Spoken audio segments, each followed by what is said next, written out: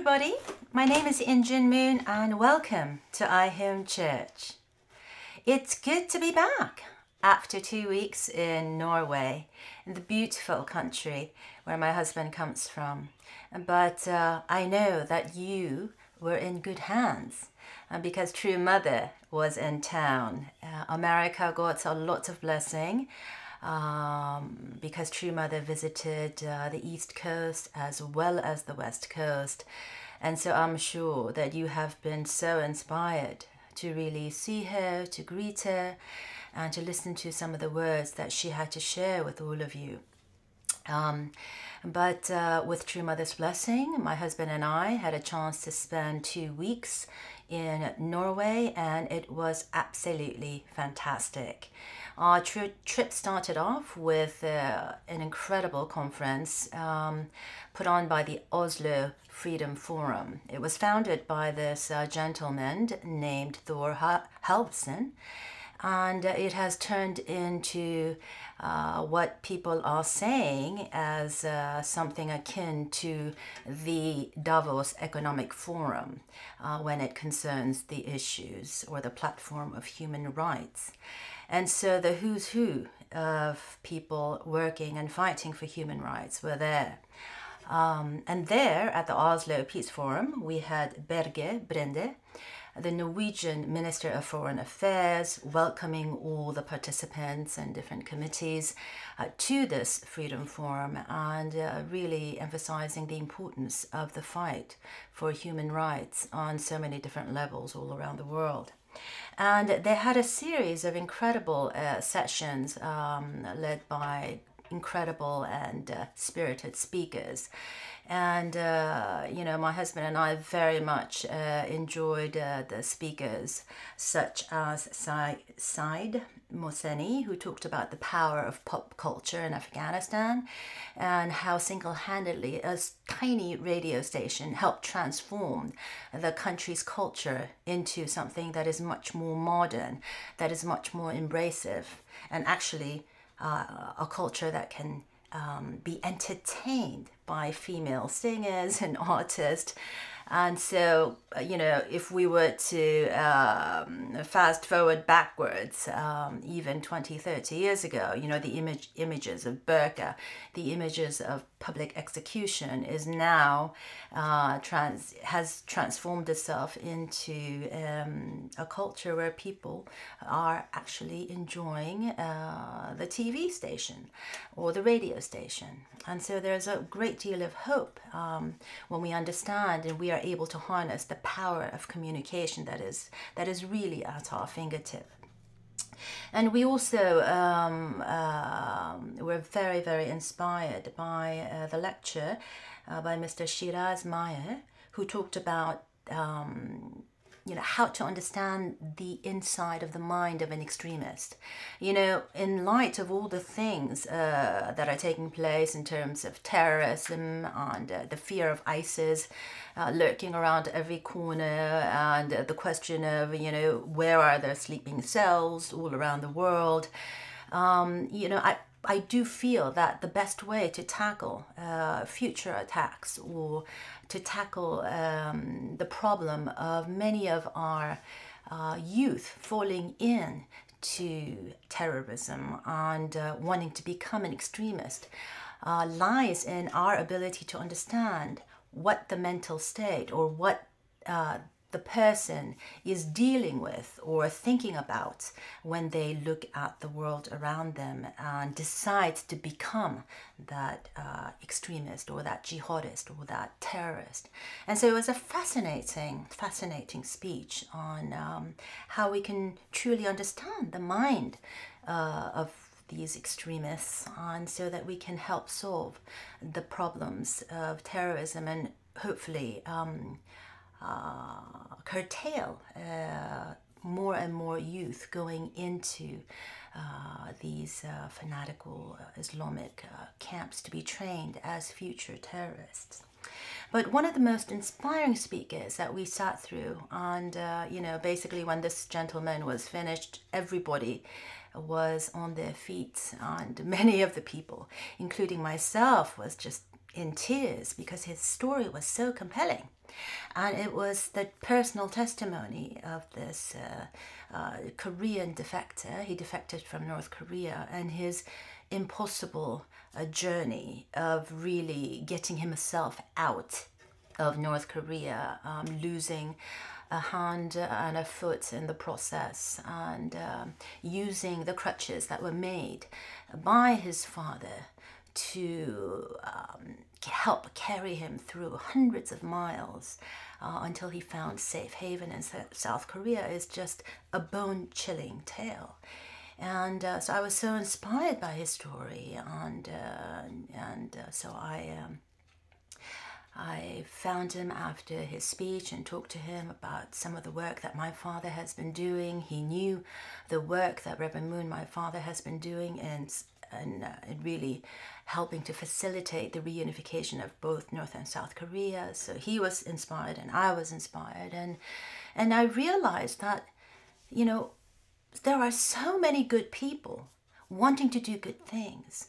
And this dream of world peace is not just a pipe dream that my father had. You know, when I realized what God has prepared, even in a conference like the Oslo Freedom Forum, I realized that God has really done 95% of the work. And that 5% responsibility of ours to really be proactive, to get engaged, and not always try to think that we have to solve all of world's problem by being a master of our universe, but really taking the message of my father to heart when he talks about the next millennium really being that world of heart. He defines this world of heart as a world of interdependence, not independence, but interdependence, working together, understanding the importance of people coming together with like minds and working towards a goal. And he talks about how the world of heart is mutually, we need to work towards mutual prosperity, not monopoly or not just self-aggrandizement, but thinking of ways where we can benefit each other. In other words, win-win situation. And he talks about how the world of heart is a world of shared universal values. You know, universal values like the importance of human rights, like the importance of religious freedom, like the importance of really understanding every man and woman as a child of God, as a son and a daughter of God. These are the things that are in the minds of people and will become increasingly so because God is working and because our true parents are working. And anybody that knows my father knows that just because he ascended doesn't mean he's going to be resting up in heaven. He's probably working triple, quadruple, putting in quadruple amount of effort up there than he was doing down here. And certainly through the partnership that he has with our true mother here, I know that true parents are going to be doing incredible things. So it's not a surprise to me that when Father talks about the world kind of understanding this world of heart and moving towards interdependence, mutual prosperity and universally shared values, that God is going to work through many, many different organizations and not just our own community. And so I was incredibly inspired by the fact that just recently, the Women of DMZ, as they call it, 30 women representing different segments of society, led by Gloria Steinem, crossed the DMZ, the 2 mile. They walked the 2 mile that separated North and South Korea. And this is really what I feel as you know, my father's prophecy of women really leading the way to work towards world peace coming to light. And so even though this is you know, a bunch of women coming together and really wanting to work towards reunification, that has been my father's lifelong dream, I cannot help but feel inspired. And I know that if True Mother really puts her love and support behind the reunification process of North and South Korea, which I know she will, we can do and accomplish incredible things. So you have, this fantastic, Peace for Freedom Forum taking place in Oslo. You have the women crossing the DMZ. And then you have, Pope Francis basically saying 2020, the importance of 2020. And what does he want to tackle? He wants to end slavery and human trafficking. I'm thinking, whether people like it or not, good, like-minded people are doing incredible work. So at this time, I was incredibly inspired to find myself in Norway, the hometown providence of my husband. And so it gave me a chance to kind of reflect on the importance of home church, the importance of home providence. And one of the things that I would like to share with you is my father's speech, a quote from my father's speech that he gave September 18th, 1979. He says, "Home church is the great finale of God's providence. I started with individual dispensation to family, nation, and world. Now, I give all of it to you as your inheritance. And do it out of intoxication of love." These were the words that my father entrusted in our care. And when you really think about it, you realize what an incredible gift this is, because one of the most beautiful gifts that true parents bring to this world is the gift of the blessing. And what father and mother are saying is that through the gift of the blessing, you have been anointed to start your hometown providence, to start your home church. And when you can do home church in the light of full gratitude and really by being intoxicated in love, you are truly inheriting the most precious gift that Father is bestowing upon all of us. And so I took that to heart. So while I was in Norway, not only was I going to be attending the conference and meeting really, really incredible, important people, but at the same time, I am, of course, going to do a little research into my husband's country. And I realized that Norway was very much talked about 150 years ago as one of the poorest countries in Europe. But how does a country that was called one of the poorest countries in Europe become, fast forward 150 years later, to become one of the richest countries in the world? Well, I feel that took place because God blessed Norway. And I believe that God blessed Norway because God really wants Norway to do incredible things in the work of bringing the world together into that one family of God. And so when I realized that the source of Norway's, the reason why it became one of the richest countries in the world is because they discovered oil in the North Sea.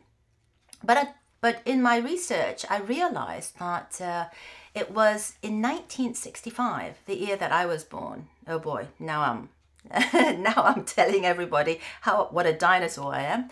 But the year that I was born, 1965, is the year that Norway formulated a treaty with England in March and later with Denmark in December.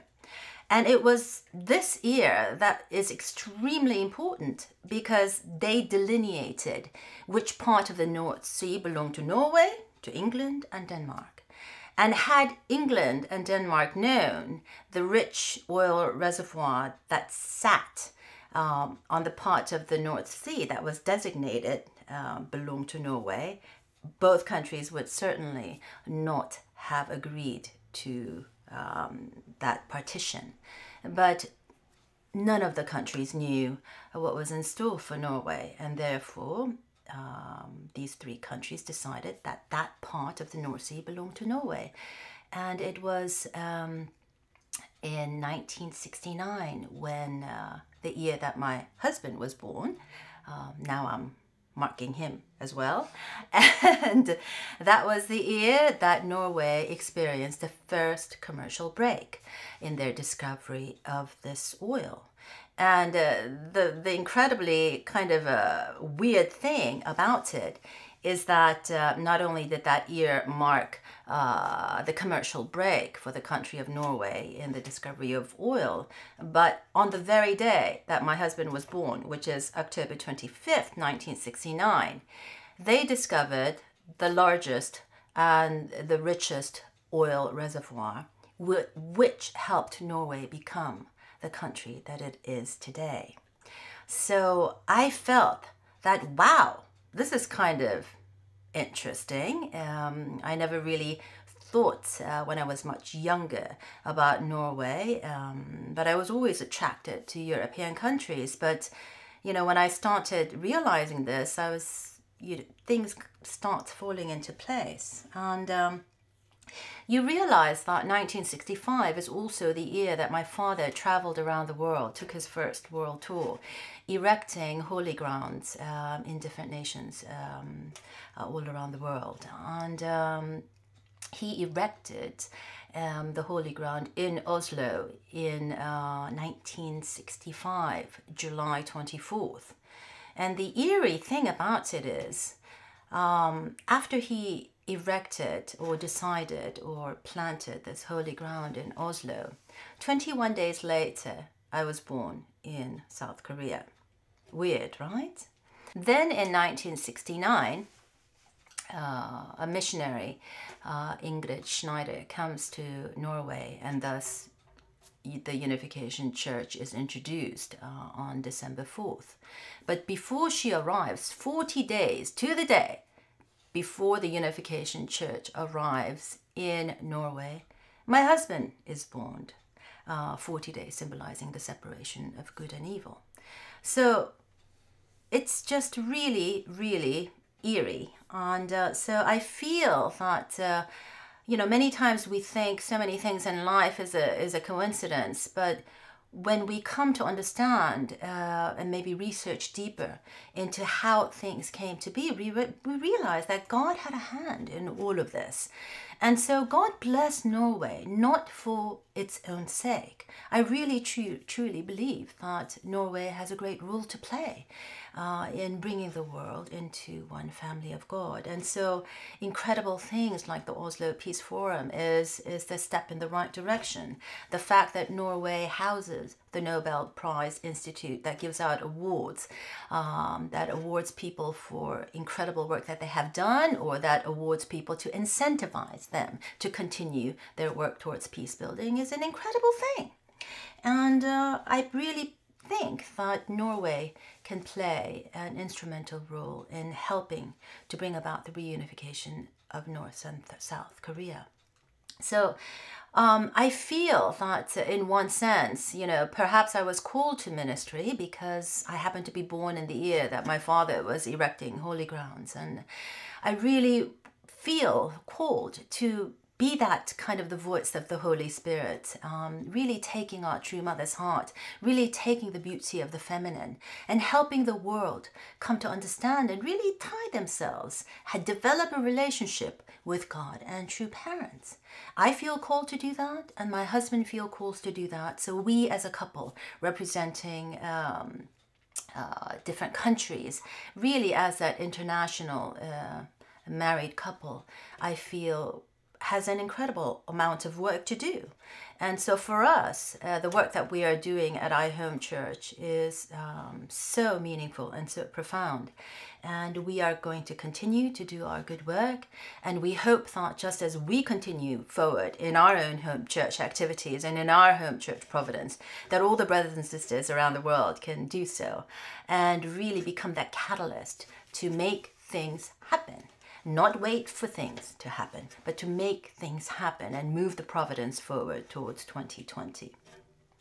And so I was, basically saying to my husband in one of our conversations, I said, when I was born, Father was going around the world, yeah, erecting holy sites. And what he did was he actually took the soil from the country that he was born, the Korean soil, and planted in every holy ground around the world, and took the soil from the holy ground of different nations and brought it back to Korea, literally combining and binding the soil together. Because we are of one earth. We come from the same soil. We come from God. And so it's kind of symbolic of what Father wanted to do on a global level. But he started by doing this little ritual and really kind of erecting a place where brothers and sisters can go to say a prayer, or to find inspiration, or to sometimes receive revelations. But these holy grounds have been extremely important in our life of faith. And so how wonderful would it be if our own children or the youth of our community, can carry on this mission of really binding the world to God as one family. Can you imagine if children of enemy countries decide to go to the other's country and go and really carry the holy ground soil from their country to the other's holy ground, and vice versa. And the simple exchange or the simple ritual can be the beginning or the first step towards developing a feeling or a relationship that we really do belong to one family of God.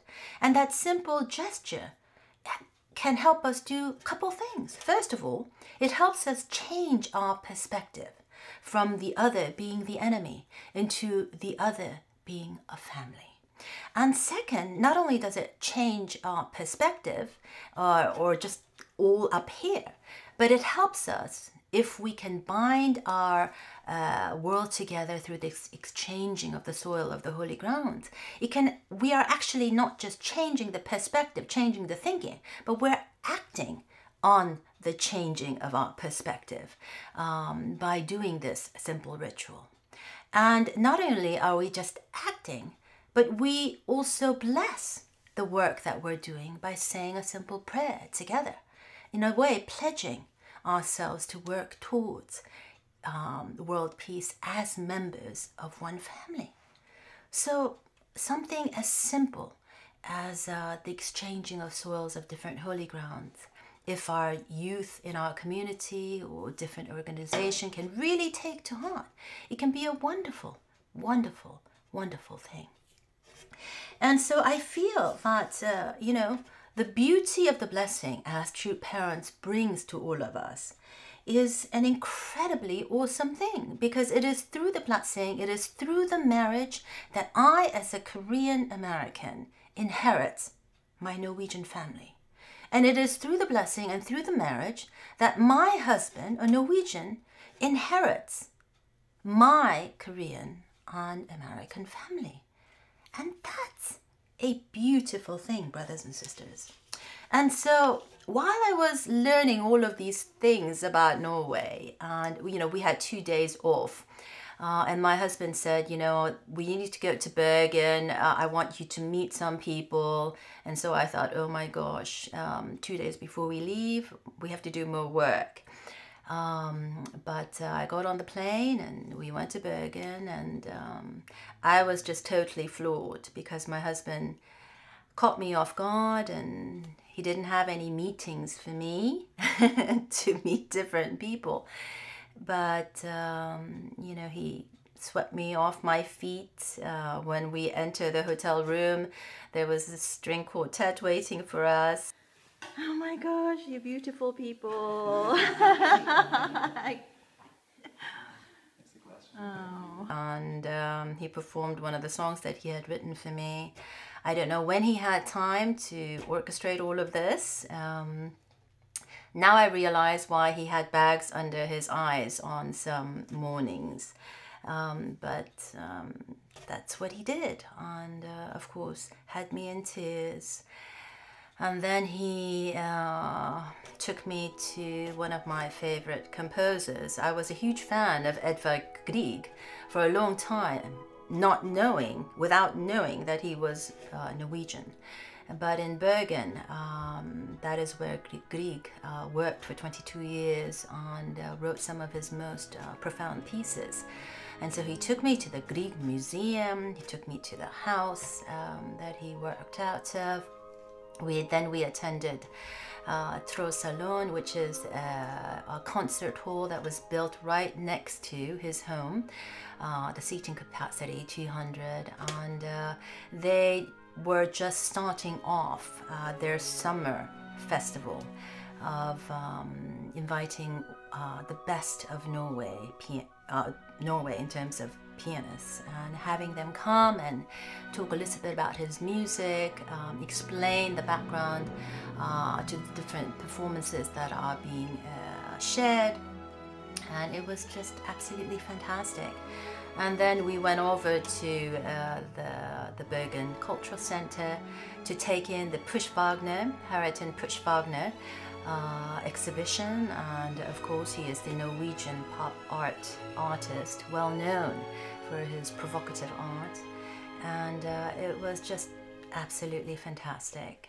And then being this really sensitive guy that he is, he arranged a wonderful and a beautiful and a sumptuous meal overlooking the fjords, and the whole time I was talking to my Heavenly Father and my Heavenly Mother, thanking them for such a wonderful husband. And it really makes me realize how important love is. And my father has often talked about how the most important thing in life is to love and to be loved. And for the first time in my life, I feel like I am doing just that. So I have nothing but gratitude to God and to true parents and to our community. But also it highlights the fact that when you've been given so much love, there is a desire to return that love. And so having come back from Norway, I realized again how Norway is a prepared country, just like many other countries around the world that have also been prepared. And so if we can truly understand how blessed we are, and how prepared we are, and how well prepared we have been by God and by true parents, then we realize the only thing that we need to work on is our 5%, by being that confident, grateful son and a daughter of God that is proactive, always reaching out, not waiting for things to be given, but always looking for ways to give. And I think that's where the beauty of life comes to be. So again, thanking all of you for being a part of our iHome Church family. I've learned so much from all of you in the past year, and look forward to learning much more in the year to come. But again, thank you, and it's great to be back. So have a wonderful week. Bye-bye. If you have any questions and comments, please leave them below the video. Go to unjinmoon.com and use the contact form. And don't forget to subscribe to our email list. And for those of you who want to contribute to our work here at iHome Church, just click on the donate button. Thank you.